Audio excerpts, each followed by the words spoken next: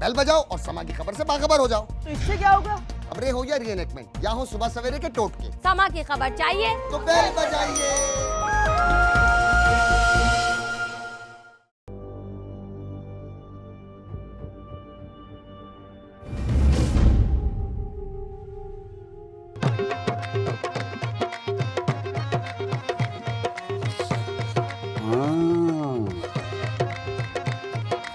तेरे तो सारे काम बनते बनते बिगड़ जाते हैं। जी बाबा जी, ऐसा ही है।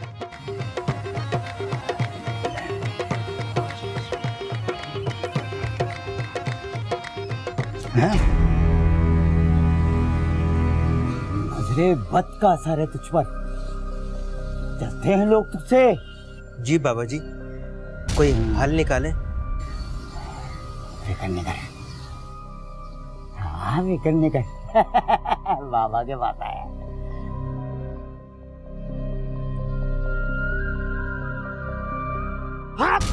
अल्लाह आ जाएगा तो दे दे, मैं कह रहा हूँ नहीं दे, दे तेरा तौबा, दे दे दे, दे मैं कहता हूँ।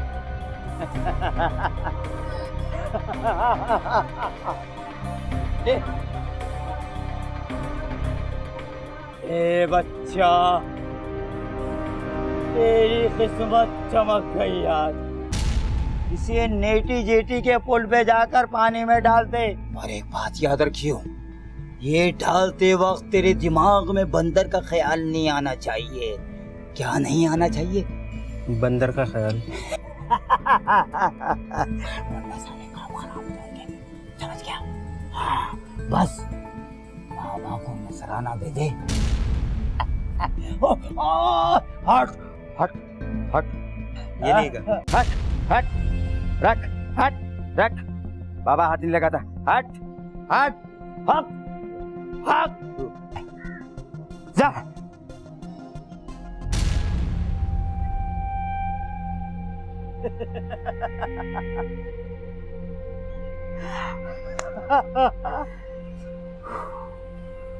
बड़ी मेहनत करनी पड़ती।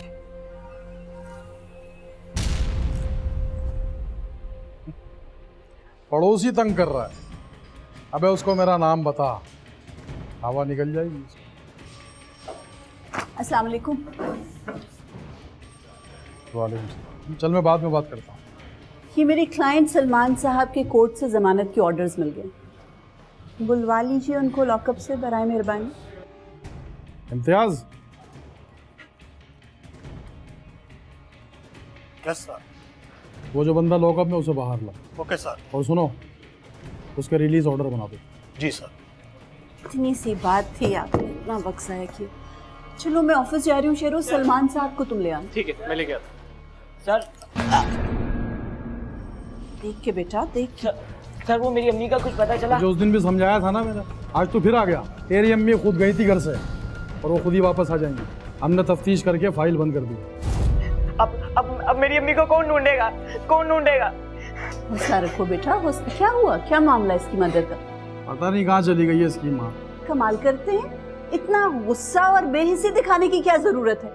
एक बेचारा बच्चा इतनी मुश्किल से आपके पास मदद लेने आया है और आप हैं कि ये रवैया दिखा रहे हैं। ढूंढने की कोशिश की आपने? जी हाँ, कर ली तफ्तीश हमने। रहने दे, देख लिए मैंने आपकी तफ्तीश। मैं डायरेक्टली एसपी साहब से बात करती हूँ। आओ बेटा, आप मेरे साथ आओ, मुझे बताओ क्या मसला है। मैं तुम्हारा कितनी देर से बाहर वेट कर रहा हूँ, जल्दी आओ। हाँ ठीक है। नौरीन, जहन्नुम होगी मेरी शादी करके। तो वो मेरा शौहर चला गया दूसरे शहर नौकरी करने और मुझे छोड़ के इस घर में। जब तक अम्मी थी, ये शीरी भाभी की हिम्मत नहीं होती थी मुझसे ऐसे बात करने की। अब फिर से इनको कोई दौरा पड़ गया, चिल्ला रही हैं। नौरीन, आ रही है नहीं आ रही है? क्या उतार दो, अपनी जूती पिटेगी आज मुझसे। अच्छा सुनो, मैं तुमसे बाद में बात करती हूँ, ठीक है? बाय। जी भाभी, आ रही हूँ।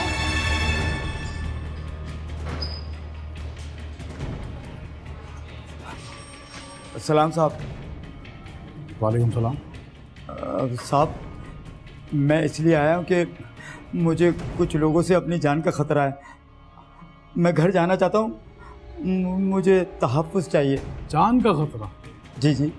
और वो भी तुझे? अबे किससे खतरा है तुझे जान का? मुझे मेरी बीवी और उसके आशना जो मोहल्ले का सूदखोर है उससे खतरा है भैया। ओए चाचा ये तो बता कि रहता कहाँ है, फिर तफसील बताना। साहब मैं बता रहा हूँ, मैं वो न्यू दिल्ली मार्केट है ना, उसकी पिछली गली तीसरी जो है उसमें जो है ना 16 नंबर मकान में रहता हूँ। नाम क्या तेरी बीवी का? और यास्मीन। यास्मीन? जी जी।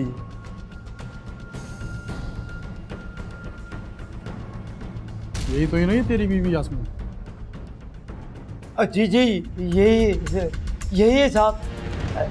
लेकिन आपके पास ये तस्वीर? तेरी बीवी पिछले 1 महीने से गायब है और तुझे पता ही नहीं। तो तुम्हारी अम्मी कहाँ गई थी? वो ना दुआ करने मज़ार गई थी। और बहन और भाभी घर पर थी, मैं तो स्कूल में था।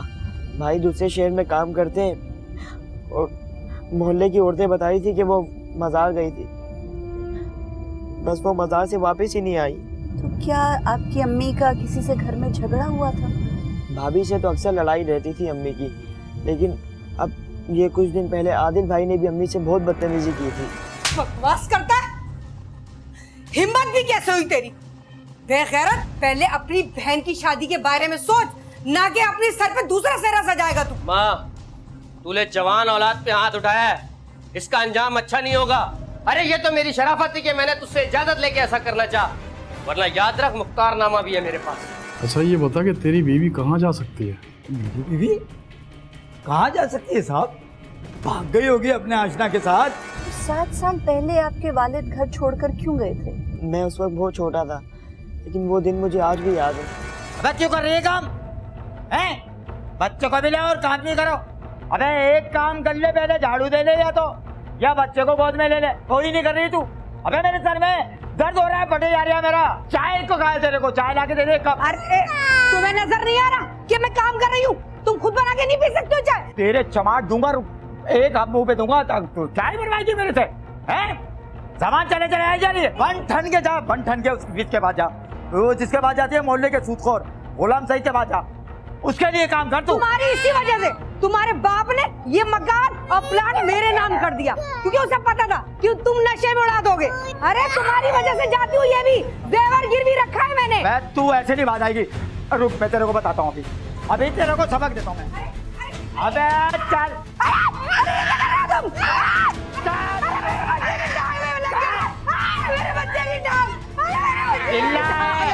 पिल्ले की टांग टूट गई तो क्या हुआ? बस उस दिन मेरी टांग भी खराब हो गई और बाबा भी घर छोड़कर चले गए। 7 साल से धक्के खा रहा। मेरे बाप से इसने प्लॉट और मकान अपने नाम करवाया, फिर उस खाली प्लॉट में दुकान बनवाने के लिए इसने मोहल्ले के सूदखोर से गुलाम सईद से इसने 10 लाख रुपए उधार लिए। और साहब उसके बाद मेरे बाप को जहर दे के मार दिया। ताज़ीरात पाकिस्तान की दफ़ा 359 के तहत किसी को अगवा करना एक काबिल ताज़ीर जुर्म है और दफ़ा 363 के तहत इस जुर्म में 7 साल कैद और जुर्माने की सजा हो सकती है। दफ़ा 364 के तहत कत्ल करने की नीयत से अगवा करने के जुर्म में कम से कम 10 साल और ज्यादा से ज्यादा उम्र कैद की सजा हो सकती है, जबकि दफ़ा 365 के तहत 14 साल से कम उम्र बच्चे को कत्ल करने या गुलाम बनाने की नीयत से अगवा करने की पादाश में सजाए मौत या उम्र कैद होगी।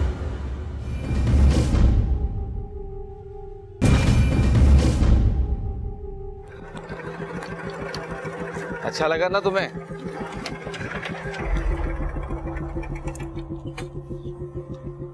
और गुम करो, अपना मूड अच्छा रखना। क्या मूड अच्छा अपना? घर जाते तो वैसे ही मूड खराब हो जाएगा। चलो अपना ख्याल रखना। तुम भी। ओके।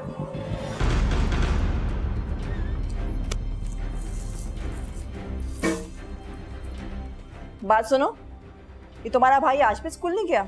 भाभी स्कूल तो वो गया था। तो उसके स्कूल वाले मुझे क्यों फोन करके स्कूल बुला रहे हैं? तो पढ़ने लिखने का शौक नहीं है तो घर बैठे ना पाइज, क्यों जाया करता है हमारे पैसे? उसके मैं आदिल को फोन करती हूँ, क्यों बांध के रखी हुई मेरे गले में घंटियां? इस घर की नौकर हूँ, चौकीदार हूँ। फिर फोन करती हूँ मैं उसको। हाँ हेलो। अरे हाल वाल छोड़ो मेरे, या तो तुम अपनी पोस्टिंग यहाँ करवा लो या अपने रिश्तेदारों को संभाल लो आगे खुद ही। मुझसे नहीं होती है गुलामियाँ ये, मैं इस घर की नौकर हूँ। तुम क्या सिर्फ मुझे लड़ने के लिए फोन करती हो? ये बताओ क्या बैठे बैठाए क्या हो गया? हाँ मैं तो हूँ ही बस लड़ाका, मेरे तो काम ही यही है। होल्ड करो, पता नहीं दरवाजे पे कौन मर गया, किसको मौत आ गई अभी। कौन है? चलो अब मांगने वाले भी बजा के मांगेंगे। तुम लोगों ने बहुत परेशान कर दिया, बहुत ढीठ तुम लोग। माफ करो यहाँ से, चलो। ये शोर कैसे है? अरे आदिल, कोई पुण्य डाकू घर में घुसा है और हेलो। अरे फोन भी छीन लिया। हेलो आदिल, मैं हूँ तुम्हारा बाप। दानियाल की बातें सुनकर तो लग रहा था कि यास्मीन का अपने बड़े बेटे आदिल के साथ जायदाद पर कोई तनाज़ा चल रहा है। आप सही कह रही हैं मैडम। आदिल के पास अगर प्लॉट बेचने का मुख्तारनामा था तो ये भी हो सकता है कि उसने अपनी वालदा को कहीं किडनैप करके रखा हो जब तक प्रॉपर्टी बिक नहीं जाती। अच्छा वैसे हैरत की बात है कि आदिल ने अपनी माँ की गुमशुदगी के केस को परस्यू तक नहीं किया, जबकि उसका छोटा भाई दानियाल फिजिकली चैलेंज्ड होने के बावजूद हिम्मत नहीं हारा और अभी तक इस उम्मीद पर है कि शायद उसकी माँ मिल जाए। तो फिर क्या हम दानियाल की मुद्दइयत में उसकी वालदा का केस रीओपन करवाएंगे? क्या ढूंढ रहे हैं आप? घर और प्लाट के कागजात कहाँ दबा के रखे? दबा कर तो हमने सिर्फ अपना गुस्सा रखा हुआ है। 7 साल हो गए, आपने पलट कर पूछा तक नहीं और अब आप जायदाद हथियाने आ गए। आवाज नीची कर। अगर बेटी नहीं होती तो देता है खींच के। बाप से बात करने की तमीज सीख।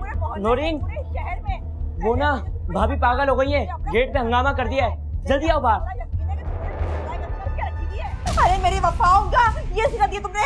अरे मैंने ऐसे कैसे लोगों को बर्दाश्त किया, लगड़े लूलों को, और तूने ये कर दिया मेरे साथ। कर ले, क्या करेगी तू? क्या कर लूंगी? अरे अपने भाइयों को मैंने बुलवाया है, 6 फीट कैसे मुस्टंडे हैं, और तूने मुझे कैसे रखा था? एक आम औरत, शेरनी हूँ मैं, शेरनी। बम मोड़ के तुझे नोच के फेंक दूंगी मैं। अबे हाँ की है मैंने दूसरी शादी, पर वो तेरी तरह चिक चिक चिक चिक नहीं करती है। वो तो बड़ी जन्नती औरत है। अरे जन्नती है ना, वो भी जहन्नुम में बन जाएगी मेरी तरह तेरे साथ रह के। अरे मैं तेरे खिलाफ रपट करवाऊंगी थाने में जाके। चुप कर तू, पुलिस वाले आएंगे तुझे मारते हुए लेके जाएंगे, यहाँ से पूरा मोहल्ला देखेगा। अरे आओ मोहल्ले वालों, आओ देखो इसकी बेगैरतियां। चुप कर जा, वाला दूंगा हाथ नहीं उठा, बता रहा हूँ तुमको। तू तो जब से हीरोइन मुझे फिरती पूरे मोहल्ले में, लगड़े लुए लोगों के साथ मैंने कैसा वक्त गुजारा ये नहीं जानती हूँ। अरे मोहल्ले वालों देखो मेरे साथ क्या हो रहा है इस घर में, क्या किया मेरी वफाओं का सिला। हट जा तू भी। देख अपनी बक बक बंद कर ले, वरना तेरा अंजाम अभी यहीं पे कर दूंगा पूरा। क्या करेगा तेरा अंजाम? तेरा अंजाम तो मैं करूंगी। तेरा मुंह काला करके इस शहरी गलियों में घुमाऊंगी तुझे, वो भी गधे में बिठा के। तू क्या मेरा अंजाम करेगा? ले सुन फिर अपना अंजाम। मैं तुझे आज और इसी वक्त तलाक देता हूँ, तलाक देता हूँ। तलाक दे रहा है? तूने यही करेगा तू मेरे साथ? अरे वाह, सही टाइम पे आई है पुलिस। अरे लेके जाओ उसको, मारते में लेके जाओ। तू अपनी माँ को गैप करके यहाँ छुपा बैठा है। तुझे तेरी माँ को गैप करने के जुर्म में गिरफ्तार करते हैं। चल आजा तू अब। भाई को कहाँ लेकर जा रहे हैं? उन्होंने कुछ नहीं किया। कैसे मेरे लगड़े लूलों को, लगड़े लूलों को मैंने संभाला, मेरी वफाओं का ये सिला बोलने वालों। योर ऑनर, हमें शक है कि यास्मीन साहिबा को उनकी प्रॉपर्टी की वजह से अगवा किया गया है। आयो साहब, आप अदालत को बताइएगा कि यास्मीन साहिबा का 120 गज का जो प्लॉट था और जिसकी पावर ऑफ अटर्नी यास्मीन साहिबा के बड़े बेटे मुल्जिम आदिल के पास थी, आदिल ने इस पावर ऑफ अटर्नी का किस तरह इस्तेमाल किया? जनाब आला, हमारी मालूमात के मुताबिक यास्मीन साहिबा वो प्लॉट बेचना नहीं चाहती। नहीं, वो कभी भी अपना प्लॉट नहीं बेचती थी, बस बच्चों को पढ़ाकर कपड़े सीकर अपना घर चलाती थी। सर, आदिल भाई ने अपनी माँ का कर्ज उतारने में बहुत मेहनत की, 2 जगह नौकरी करी, फिर माँ बेटे ने मिलकर अपना कर्ज उतारा। हमने जब उस प्लॉट के बारे में मालूमात की तो पता चला कि यास्मीन साहिबा के गुमशुदा होने से 2 दिन पहले मुल्जिम ने वो प्लॉट 20 लाख में फरोख्त कर दिया था। मुल्जिम की बैंक स्टेटमेंट से मालूम हुआ है कि उन 20 लाख रुपयों से इसने एक फ्लैट खरीदा। और जनाब आला, हैरत की बात यह है कि मुल्जिम की माँ अभी भी गुमशुदा है और इसने इसी हफ्ते वो फ्लैट खरीदा और दूसरी शादी भी की। हमें मुल्जिम का रिमांड चाहिए जनाब आला, ताकि हम ये जान सकें कि इसने अपनी माँ को कहाँ छुपा रखा है। योर ऑनर, मैं आयो साहब से कुछ सवालात करना चाहूँगा। इजाजत। Thank you. आयु साहब, सबसे पहले मैं ये जानना चाहूंगा कि क्या किसी की गुमशुदगी के दौरान कानूनी तौर पर शादी करना जुर्म है? नहीं वकील साहब, शादी करना तो कोई जुर्म नहीं है, लेकिन ऐसी सूरत हाल में शादी करने से इखलाकी तौर पर बहुत सारे सवालिया निशान उठते हैं। ठीक है, यानी ये तो तय हो गया कि शादी करना जुर्म नहीं है। जी। तुमने प्लॉट के खरीदार से पूछा कि उसने प्लॉट बेचने की डील दरअसल किससे की थी? मैं अदालत को पहले बता चुका हूँ कि खरीदार ने मुल्जिम को 20 लाख कैश दिए थे। योर ऑनर, अदालत में तासुर ये दिया जा रहा है कि मेरे क्लाइंट ने मुख्तारनामे का गलत इस्तेमाल किया है, जबकि ऐसी कोई बात नहीं है। प्लॉट की डील यास्मीन साहिबा से 2.5 माह कबल हुई थी। मैं अपने एक गवाह रिजवान साहब को बुलाने की इजाजत चाहूंगा, जिन्होंने दरअसल ये प्लॉट खरीदा है। इजाजत है। मोहम्मद रिजवान हाजिर हो। प्लॉट के फरोख्त की डील यास्मीन साहिबा ने की थी और उसके कहने पे ये डील हुई थी, और इसके लिए उसने 50,000 रुपये बयाना भी हमसे लिया था। बाकी की रकम हमें 2.5 माह में उसको अदा करनी थी। इस दौरान यास्मीन साहिबा का मेरे पास फ़ोन आया कि उसने कहा कि बाकी की डील मेरे बेटे से कर लें, क्योंकि मेरी तबीयत सही नहीं है, मैं नहीं आ पाऊँगी, और मैं अपने बेटे को मुख्तारनामा दे रही हूँ, आप उससे बाकी मामला तय कर लें। ठीक है, आप जा सकते हो। योर ऑनर, यास्मीन साहिबा ने मेरे गवाह रिजवान साहब को इस बात के लिए शुक्रिया का SMS भी किया था, जिसका रिकॉर्ड हम ऑलरेडी अदालत में जमा करवा चुके हैं। योर ऑनर, नोट करने की बात यह है कि ये SMS और ये डील और तमाम ट्रांजैक्शन यास्मीन साहिबा की गुमशुदगी से पहले की है। मुल्जिम आदिल, बताओ वो 20 लाख रुपए की रकम कहाँ है? सर 20 लाख की रकम तो वो अम्मा के पास थी, अब अम्मा ही भाग गई तो मुझे क्या पता। ये बल्कि ये अब्बा से पूछो ना, किस पे इल्जाम लगाते हैं, उस आदमी को पकड़ो, उसके पास होंगे। ऑब्जेक्शन योर ऑनर, हकीकत तो ये है कि सिर्फ घर में इसको मालूम था कि इस प्लॉट की खरीदो फरोख्त हुई और उसके एवज 20 लाख रुपया घर में आया। योर ऑनर, इसी 20 लाख की लालच में इसने अपनी माँ को कहीं छुपा दिया है और उन पैसों से अपना घर खरीदा है। योर ऑनर, हमारी अदालत से दरख्वास्त कि मुल्जिम आदिल को रिमांड पर पुलिस के हवाले किया जाए ताकि हम यास्मीन को बाजियाब करवा सकें। Thank you sir. ये अदालत मुल्जिम आदिल को 7 रोजा जिस्मानी रिमांड पर पुलिस के हवाले करने का हुक्म देती है, और इस बात की भी तंबीह की जाती है कि इस केस की आइंदा समाअत पे लापता खातून यास्मीन को फौरी तौर पर बाजियाब करवा के उसे पेश किया जाए। समाअत 1 हफ्ते के लिए मुलतवी की जाती है। ताज़ीरात पाकिस्तान की दफा 360 के तहत किसी को अगवा और दफा 362 के तहत किसी को हब्से बेजा में रखना एक काबिल ताज़ीर जुर्म है। दफा 363 और 365 के तहत अगवा के मुर्तकिब फर्द को 7 साल तक कैद और जुर्माने की सजा हो सकती है। दफा 364 के तहत किसी को कत्ल करने की नीयत से अगवा करने की सजा कम अज कम 10 साल या उम्र कैद है।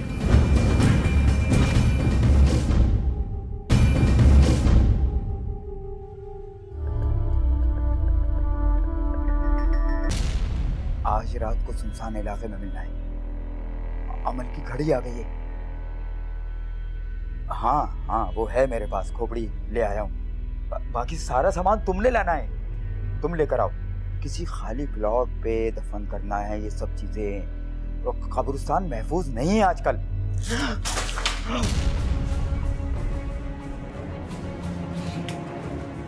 इधर आ नोरी बाजी, इधर आ बाजी के बच्चे, इधर आ, इधर आ। माँ के चमचे, नोरी मेरे बाजी भाई को फंसवाया, अब मेरी जासूसी कर रहा है? तुझे दफन ना कर दो कहीं। छोड़े से। मैं बताऊंगी पुलिस को कि मुझे आप पर भी शक है और आपने अम्मी को गायब किया है, समझे? और ये ना किसी को प्लॉट में दफन करने की बात कर रहे थे। मैं भी इनका पुलिस को बताऊंगा, तुम भी बताना। अरे नदीम, लाश। ये तो लाश है, पुलिस को फोन करेंगे। हाँ पुलिस, इधर लाश है। दानियल बेटा, मुझे बहुत अफसोस से बात बतानी पड़ रही है कि DNA रिपोर्ट से साबित हो गया है वो लाश जो उस बेचे हुए प्लॉट से मिली थी तुम्हारी अम्मी की थी।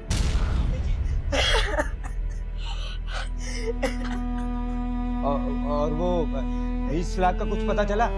उन पैसों का तो भाई ने फ्लैट खरीद लिया था, और कहाँ जाएंगे वो पैसे? आप मुझे मेरी अम्मी के पास लेकर चलो प्लीज। सब्र करो बेटा, सब्र।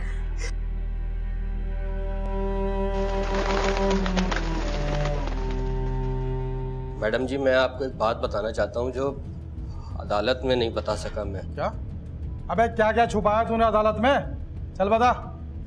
मैडम जी मेरी दूसरी बीवी का अब्बा है ना, वो सट्टा खेलता है। अच्छा, तो तू सट्टा भी खेलता है? नहीं साहब, मैं नहीं खेलता हूँ, वो मेरी बीवी का अब्बा है ना, वो खेलता है। तो वो ससुर हुआ ना तेरा, वो सट्टा खेलता तो तू भी खेलता होगा। मैं नहीं खेलता, वो तो राबिया का अब्बा खेलता है जी। राबिया कौन? मेरी दूसरी बीवी। उसने मुझे कुछ पैसे दिए थे कि इन 2 नंबर पैसों से फ्लैट खरीद लो राबिया के लिए। तो मैं जी खरीदना तो नहीं चाहता था, इसलिए मैंने अम्मा से 20-25 लाख रुपए मांगे थे और मैंने पता नहीं इस बात को क्या बना दिया। देख अम्मा, मैं तेरे को कब से समझा रहा हूँ, मेरी बात समझ जा। मुझे मेरी जाती जरूरत के लिए 20 से 25 लाख रुपए चाहिए। अपना वो प्लाट बेच और मुझे रकम दे। पता है मुझे तेरी जरूरत का। तू दूसरी शादी कर रहा है ना? पहले तूने हमारे गले में एक फंदा डाल रखा है। तलाक तू इसलिए नहीं दे रहा कि हक मेहर के 2 लाख रुपए देने की तेरी औकात नहीं है। आहिस्ता बोल अम्मा, मैं शीरी को भी दूसरी शादी का नहीं बताना चाहता हूँ। और वैसे भी तूने उस जायदाद को कब्र में लेके जाना है क्या? बकवास करता है। हिम्मत भी कैसे हुई तेरी ये बात करने की? अगर मैं बेईमान होता ना तो बहुत पहले ये प्लाट बेच चुका होता अम्मा का। मुख्तारनामा हमेशा से मेरे पास ही रखा हुआ था। मुझे ये बताओ कि अदालत में एक गवाह ने बताया था कि तुम्हारी अम्मा को खतरा था कि कोई प्लॉट पर कब्जा ना कर ले। क्या किसी ने इस हवाले से कोई धमकी दी थी तुम लोगों को? नहीं जी, अम्मा ने तो कभी इस बात का कोई जिक्र नहीं किया। वैसे ये बात तो हम भी सोच ही रहे थे कि प्लॉट 20 लाख में बिका, जबकि आदिल ने जो फ्लैट खरीदा था वो 26 लाख का था, कि ये 6 लाख इसके पास एक्स्ट्रा कहाँ से आया। बहरहाल आयो ने अब आदिल के बयान की तस्दीक कर दी है। वो 26 लाख की रकम आदिल के ससुर ने ही दी थी उसको, जिससे उसने वो अपार्टमेंट खरीदा। मैडम, अगर आदिल पे से शक खत्म होता है तो इसका मतलब सारा शक यास्मीन के हस्बैंड रऊफ पे जाता है। आई डोंट नो शहरोज, लेकिन जो भी है कोई घर का भेदी था जिसको ये मालूम था कि घर में 20 लाख रुपए पड़े हुए हैं। लेकिन दूसरी तरफ इन 20 लाख रुपयों का किसी ने जिक्र तक नहीं किया पुलिस के सामने कि वो पैसे घर पे थे, पैसे चोरी हो गए। ये तो जब पुलिस की तफ्तीश में प्लॉट के फरोख्त का मामला सामने आया तो एकदम से पता चला कि कोई 20 लाख की रकम भी थी। मैडम, कहीं ऐसा तो नहीं है कि मर्डर किसी और ने किया हो और 20 लाख रुपए घर से किसी और ने निकाले? इस रकम के बारे में अगर किसी को इल्म हो सकता था तो उस रोज घर में 2 ही लोग थे।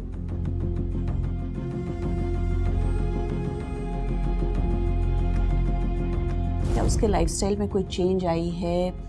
और आयो से कहो कि रऊफ की पिछले 2 महीने की एक्टिविटीज के बारे में भी मालूम करें। ठीक है।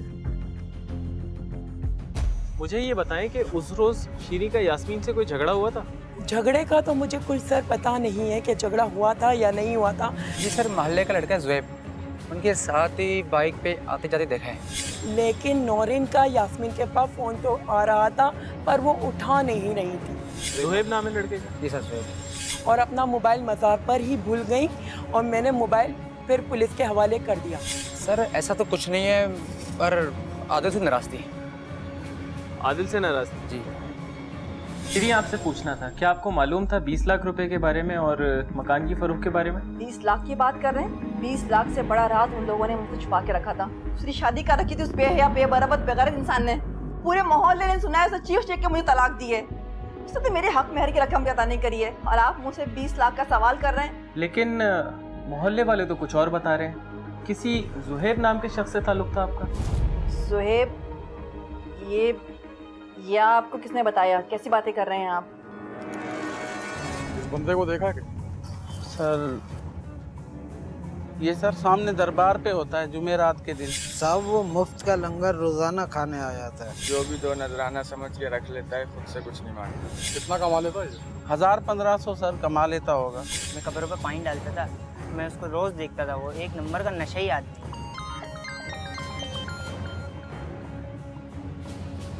हाँ, क्या पता चला रऊफ के बारे में?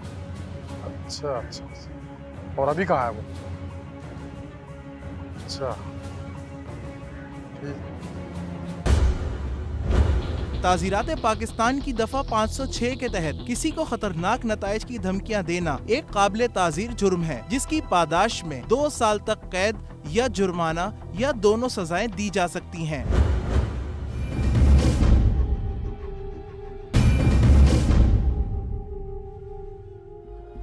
नौरीन, आपकी वालदा ने घर पे 20 लाख रुपए रखे थे, आपको इस बारे में पता है? मुझे तो ये तक नहीं मालूम था कि अम्मी ने प्लॉट बेच दिया है।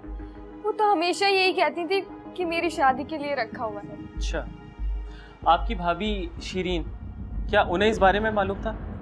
शायद।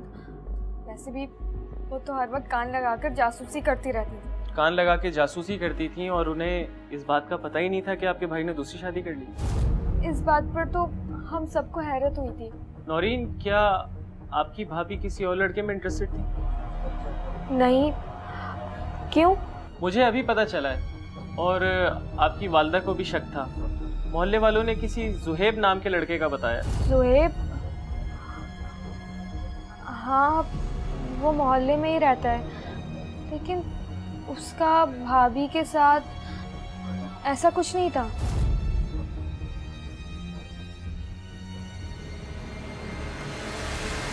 तो नौरीन और शीरीन दोनों से बात करने के बावजूद तुम्हें ये बात मालूम नहीं हुई कि सुहेब का असल में ताल्लुक किसके साथ था?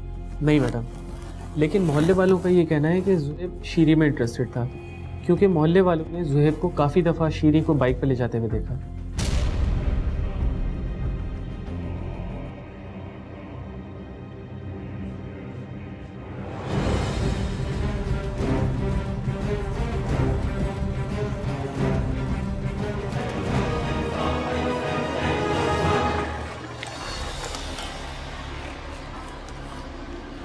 हेलो यार, तुम क्या कह रही हो? पुलिस मुझ पे शक कर रही है। मुझे तो कुछ समझ भी नहीं आ रहा।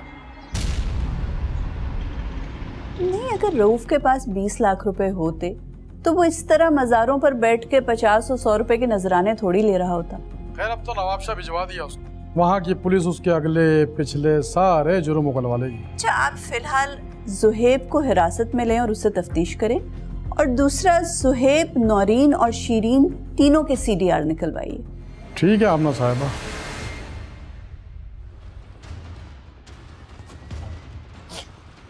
पानी पी। चल बता। साहब, अल्लाह कसम साहब, मैंने नहीं मारा साहब। एतराफ़ करता हूँ कि मैंने दफन किया था यास्मीन खाला को, लेकिन कत्ल नहीं किया साहब। इस एतराफ़ी बयान में जिस कातिल का जिक्र है, क्या उसे गिरफ्तार किया गया या नहीं? जी सर, हमने उसे गिरफ्तार कर लिया है और मैं आपकी इजाज़त से उसे अदालत में पेश करना चाहता हूँ। इजाज़त? जी मुल्ज़िमा नौरीन, क्या तुम पुलिस को दिए गए अपने एतराफ़ी बयान से मुकर रही हो? तुम आखिर क्यों मुझे फंसा रहे हो? तुम्हारा तो खुद भाभी से चक्कर था ना।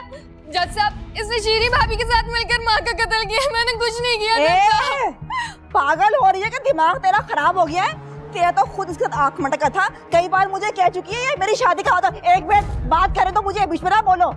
जब मैंने शादी के लिए मना किया तो मुझ पर इल्जाम लगा रही है। तो ये तो बंदा ही तोड़ दूं। ऑर्डर, ये क्या बदतमीजी है? अदालत के डेकोरम का ख्याल रखा जाए। मोहतरमा बैठ जाइए, बैठ जाइए आप। इल्जाम लगा रही है मुझ पर? जी मुल्ज़िमा नौरीन, क्या तुम पुलिस को दिए गए अपने एतराफ़ी बयान से मुकर रही हो? योर ऑनर, क्या मुझे मुल्ज़िमा से जिरा करने की इजाजत है? इजाजत। नौरीन साहिबा, इस फाइल में आपके सेलफोन का तमाम तर रिकॉर्ड है और आपने जो जुहेब को मैसेजेस किए थे ना, उन मैसेजेस की ये ट्रांसक्रिप्ट इस फाइल में मौजूद है। इस फाइल की कॉपी अदालत के पास भी है। मैंने आपकी सहूलत के लिए कुछ मैसेजेस मार्क कर दिए। आप ये वाले मैसेजेस अदालत को पढ़कर सुनाएंगे जरा? वो मेरी नज़र कमज़ोर है, मैं करीब का चश्मा नहीं लाई। ये बहाने और झूठ अदालत में नहीं चलेगा, बच नहीं सकेंगे आप। मैं पढ़ देती हूँ मैसेजेस अदालत के सामने। योर ऑनर, नौरीन ने ये मैसेज जुहेब को 2 जनवरी को किया। इसमें लिखा, जुहेब अम्मी हमारी शादी पर तैयार नहीं है, हमें कुछ और प्लान करना पड़ेगा। और जुहेब ने भी फौरन जवाब दिया कि मैंने शीरीन भाभी से भी मदद मांगी मगर वो भी हेल्प नहीं कर रही।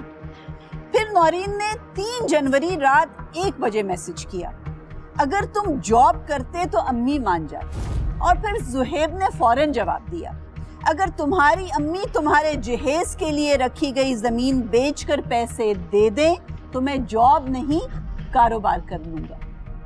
और योर ऑनर, इस फाइल में जनवरी के 2 हफ्तों के मैसेजेस की तफसील मौजूद है, जिसमें इन 2 मुल्ज़िमान ने मिलकर प्लानिंग की। इन्होंने यास्मीन साहिबा के दिल में ये खौफ डाल दिया कि कोई उनके खाली प्लॉट पर कब्जा करने वाला है। वहम में आकर यास्मीन साहिबा ने अपने प्लॉट का 20 लाख में सौदा कर लिया और योर ऑनर जो ही वो 20 लाख रुपए की रकम घर में आई, इन दोनों ने यकीनन ये प्लानिंग की कि यास्मीन साहिबा को कत्ल कर दिया जाए, वो 20 लाख रुपए चोरी कर लिए जाएं और फिर इन दोनों ने भाग के शादी करने का भी इरादा किया। नहीं नहीं, हमारा कत्ल का कोई इरादा नहीं था। हम अम्मी को नुकसान नहीं पहुंचाना चाहते थे, हमें तो सिर्फ पैसे चाहिए थे। लेकिन उस दिन, हाँ मैंने पैसे निकाल लिए। अम्मी मज़ार पर गई हैं, वो फ़ोन नहीं उठा रही। बस तुम अम्मी के आने से पहले आ जाओ, टाइम ज़ाया मत करो। ये लो, अब कोई कारोबार शुरू करना है। अम्मी आप ये क्या कर रही हो तुम? इसी दिन के लिए पैदा किया है और ये बदमाश क्या कर रहा है? ये बदमाश नहीं है, आपका होने वाला दामाद है। क्या? मेरा होने वाला दामाद? बता मुझे, ये क्या कर रही हो? अरे